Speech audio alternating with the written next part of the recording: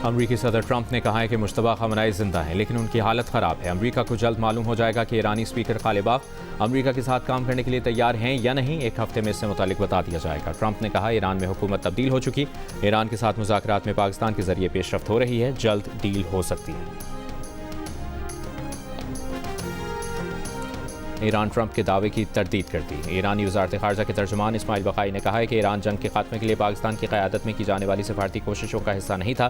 सालिसों के जरिए ईरान को भेजी गई अमरीकी तजावीज़ ज़्यादातर गैर हकीकत पसंदाना, गैर माकूल और हद से मुतजाविज़ थीं। सूरत हाल को हकीकत पसंदाना अंदाज में देखने की ज़रूरत पर जोर।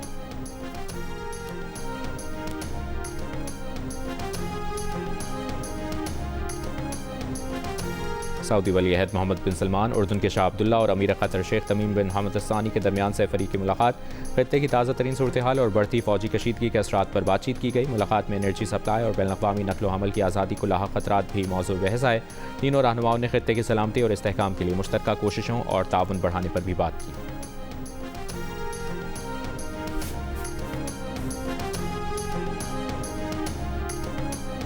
ईरान ने इसराइल पर मिसाइल हमलों की 86वीं लहर दाग दी। हैफा ऑयल रिफाइनरी को एक बार फिर निशाना बनाया। हमले के बाद रिफाइनरी में आग भड़क उठी, धुएं के बादल उठते दिखाई दिए। सनती जोन में इसराइल की केमिकल फैक्ट्री भी निशाना बनी। तल अवीव पर मिसाइल हमले के बाद इसराइली पार्लियामेंट का इजलास मौखर। इसराइली फौज की ईरान जंग के आगाज से 261 फौजी जख्मी होने की तस्दीक।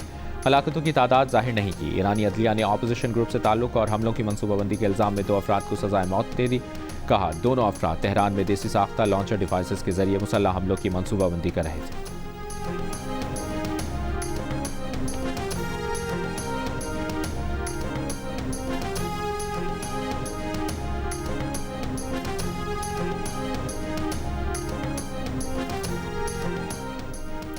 कुवैत के पावर और डिसैलिनेशन प्लांट पर हमला, एक भारतीय कारकुन हलाक। कतर के हमलों की मसम्मत, नाकाबिल कबूल करार दिया। बहरीन, सऊदी अरब और मुत्तहिदा अरब अमारात में ड्रोन और मिसाइल हमले। सऊदी वज़ारत दिफा के मुताबिक गुज़श्ता चंद घंटों में 5 ड्रोन मार गिराए।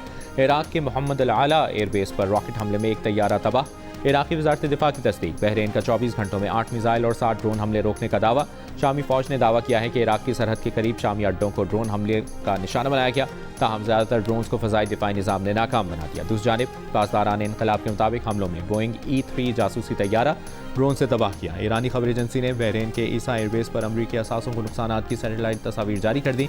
हमले में अमरीकी बहरिया के B-8 तैयारे के हैंगर समेत कई तनसीबात और इमारतों को नुकसान पहुँचा।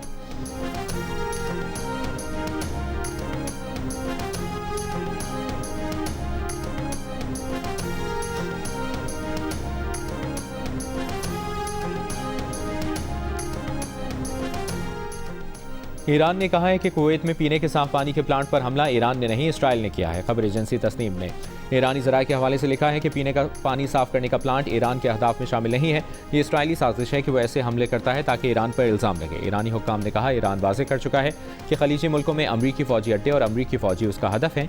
इसके अलावा सेहूनी फ़ौज, उनका दिफाई निज़ाम, सेहूनी इक़्तिसादी ढांचे भी ईरान का हदफ हैं। पीने के पानी के प्लांट जैसी तनसीबात ईरान का हदफ नहीं है।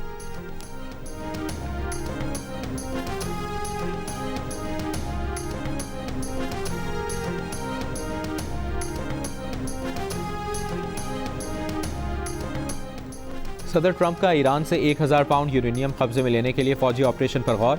अमरीकी अखबार ने दावा किया है कि ट्रंप ने अपने मुशीरों पर जोर दिया कि ईरान पर दबाव डालें कि मवाद जंग खत्म करने की शर्त के तौर पर अमरीका के हवाले करे। व्हाइट हाउस का कहना है कि पेंटागन का काम तैयारियां करना है ताकि कमांडर इन चीफ के पास ज़्यादा ऑप्शन हो। इसका मतलब ये नहीं कि सदर ने फैसला किया है। अमरीका पहले भी 1994 में कजाकिस्तान और 1998 में जॉर्जिया से यूरेनियम निकाल चुका है।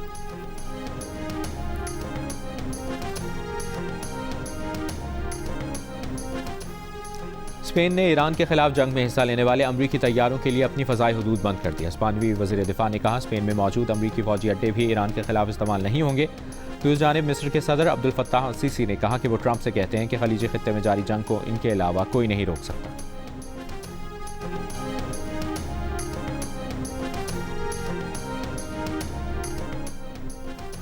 28 फरवरी से अमरीकी और इसराइली हमले शुरू होने के बाद से ईरान की तेल की फरोख्त और मुनाफा दुगना हो गया। हो सकता है कि मैदान जंग में ईरान को ज़्यादा कामयाबी ना मिल रही हो, लेकिन ईरान तवानाई की जंग जीत रहा है। बरतानवी जरीदे द इकॉनमिस्ट के दिफाई उमूर के मुदीर का तबसरा। कहा ईरानी तेल की मंजिल तकरीबन हमेशा ही चीन होती है, जो ईरानी तेल का 90% खरीदता है।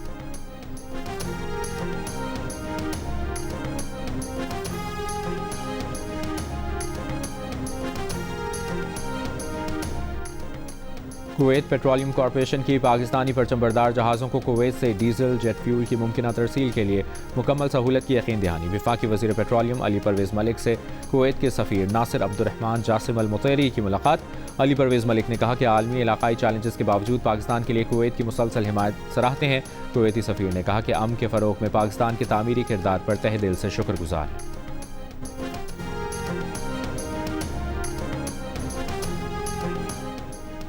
बरतानिया और रूस के दरमियान सिफारती कशीदगी में इजाफा। रूस की वजारत खारजा ने बरतानिया के नाज़िम उल उमूर को तलब कर लिया। जासूसी के इल्ज़ाम में बरतानवी सिफारतकार को मुल्क छोड़ने का भी हुक्म दे दिया। बरतानवी सिफारतकार को 2 हफ्तों में रूस छोड़ना होगा। रूस सिक्योरिटी इदारे के मुताबिक बरतानवी सिफारतकार ने रूस की मईशत से मुतालिक मालूमात हासिल करने की कोशिश की। जासूसी के शवाहिद भी मिले हैं। बरतानिया ने रूस के कई तिजारती बहरी जहाज़ों को भी रोक लिया था। दूसरी तरफ ईरान ने लबनान का बैरूत से ईरानी सफ़ीर को निकालने का हुक्म मानने से इनकार कर दिया। अरब मीडिया के मुताबिक ईरानी वजारत खारजा ने कहा कि ईरानी सफ़ीर बैरूत में रहेंगे और अपना काम करते रहेंगे।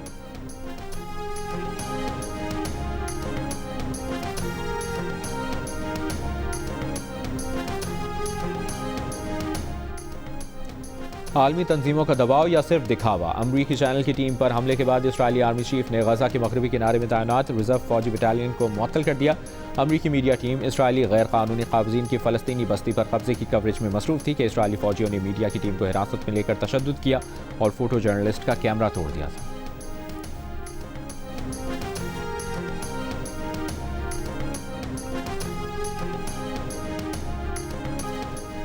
उम्मे रुबाब चांडियों के वालिद, दादा और चचा के कत्ल के तमाम मुलजिम बरी। दादू मॉडल क्रिमिनल कोर्ट ने फैसला सुना दिया। अदालती फैसले पर मुलजमान खुश। अपने इलाके में हवाई फायरिंग की। केस की मुद्दई उम्मे रुबाब का फैसले के खिलाफ हाईकोर्ट में अपील करने का ऐलान। जनवरी 2018 में मेहर में उम्मे रुबाब चांडियों के वालिद, दादा और चचा को फायरिंग करके कत्ल कर दिया गया था। 8 साल पुराने मुकदमे में 2 अरकान सिंध असम्बली समेत 8 मुलजमान नामजद थे। मकतूलीन के वरसा के मुताबिक तीनों अफराद को मेहर में सरदारी निज़ाम के खिलाफ तमंदार काउंसिल बनाने पर निशाना बनाया गया था। मुकदमे को इंसदाद दहशतगर्दी की अदालत नौशेर फिरोज, सखर, मीरपुर माथेलो और बाद में सेशन कोर्ट दादू मुंतकिल किया गया था। अमीर जमात इस्लामी हाफिज नईमुर रहमान ने कहा कि उम्मे रुबाब केस में वडेरा शाही जीत गई, इंसाफ हार गया।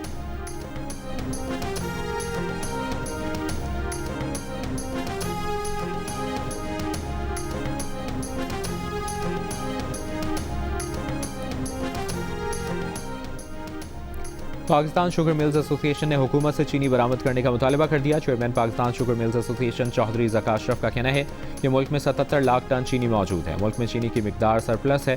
पाकिस्तान खलीजी ममालिक को चीनी बरामद करके भारी ज़र मुबादला कमा सकता है।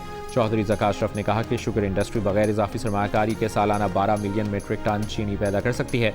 पाकिस्तान चीनी की बरामदात से 4 अरब अमरीकी डॉलर कमा सकता है।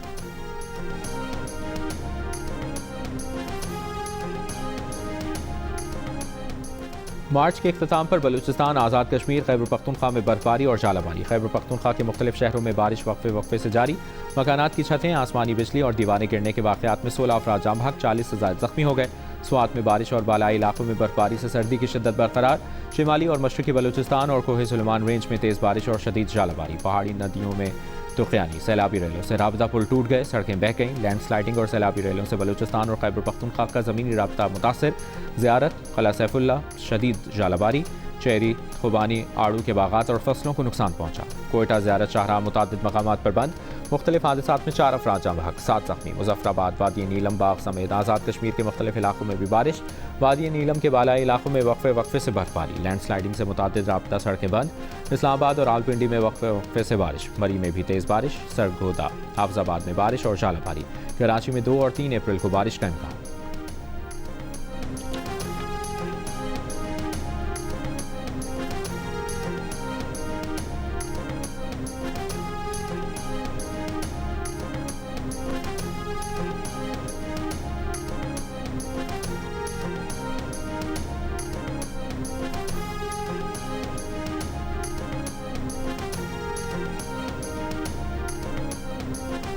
पंजाब में तमाम तालीमी इदारे 1 अप्रैल से खुलेंगे। हफ्ते में 5 दिन फिजिकल क्लासेस होंगी। हफ्ते में 4 दिन खोलने वाला नोटिफिकेशन जारी है। वज़ीर तालीम पंजाब राना सिकंदर हयात का ऐलान। कहा, ऑनलाइन क्लासेस की तरफ नहीं जा रहे। स्कूल, कॉलेजेस, यूनिवर्सिटीज़ में मामूल के मुताबिक 5 रोज़ तालीमी सरगर्मियाँ जारी रहेंगी।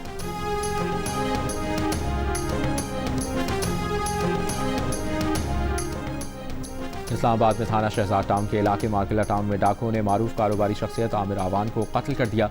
आमिर आवान का मोबाइल फ़ोन और उनके गार्ड्स का असलहा भी साथ ले गए। पुलिस के मुताबिक डाकू पिछली रात फार्म हाउस में डकैती के लिए घुसे थे। मुज़ाहमत पर आमिर आवान को जख्मी कर दिया, जो अस्पताल में दौरान इलाज जख्मों की ताब ना लाकर चल बसे। वज़ीर मुमलिकत बराए दाखिला तलाल चौधरी ने कहा है कि इस तरह की वारदातें अंधे कत्ल केसेस में मुलविस मुल्ज़िमान पकड़े गए हैं। इस वाक़े में मुलविस लोगों को भी जल्द पकड़ कर सामने लाएंगे।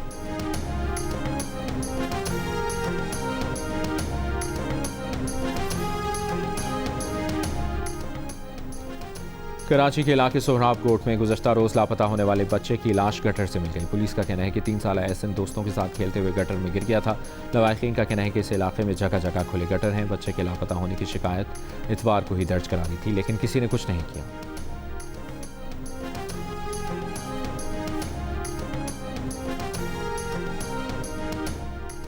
गवर्नर पंजाब सलीम हैदर ने कहा है कि सदर, वज़ीर आज़म और फील्ड मार्शल की काविशों से मुल्क को इस्तेहकाम मिला है। फैसलाबाद में डिस्ट्रिक्ट सदर विमेन विंग रुखसाना कमर से उनके बेटे की वफात पर ताज़ियत के बाद मीडिया से गुफ्तगू करते हुए गवर्नर पंजाब ने कहा, पाकिस्तान खत्ते में अमन के लिए किरदार अदा कर रहा है।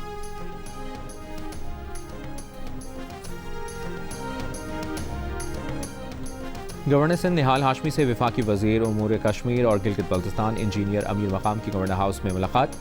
कराची के अमन-ओ-अमान, शहर की तिजारती अहमियत, मुआशी सरगर्मियों और गिलगित बल्तिस्तान की सूरत हाल और उमूर कश्मीर पर गुफ्तगू हुई। गवर्नर सिंध ने कहा कि मौजूदा हुकूमत हर मुश्किल घड़ी में आवाम के साथ खड़ी है।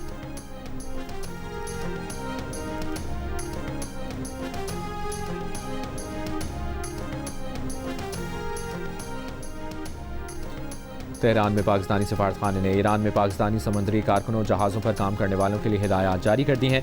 सफारतखाने ने कहा कि वतन वापसी के ख्वाहिशमंद पाकिस्तानी कानून और मुआहदाती तकाज़े जल्द मुकम्मल करें। किसी भी किस्म की मदद के लिए पाकिस्तानी सफारतखाना तेहरान से फौरी तौर पर रब्ता किया जाए। ज़ाहदान में पाकिस्तानी काउंसिल खाने ने भी हंगामी राबता नंबर्स जारी कर दिए।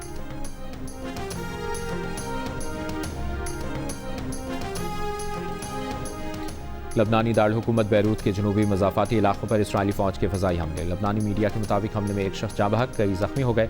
इसराइली फ़ौज का बैरूत के जनूबी इलाकों में हिज़्बुल्लाह के ठिकानों को निशाना बनाने का दावा। हिज़्बुल्लाह के टैंक शिकन और ड्रोन से इसराइली फ़ौज पर जवाबी हमले। एक इसराइली फ़ौजी मारा गया, 5 ज़ख्मी, 2 की हालत तशवीशनाक। इसराइली फ़ौज ने तस्दीक कर दी। 2 मार्च से अब तक लबनान में 6 इसराइली फ़ौजी हलाक हो गए।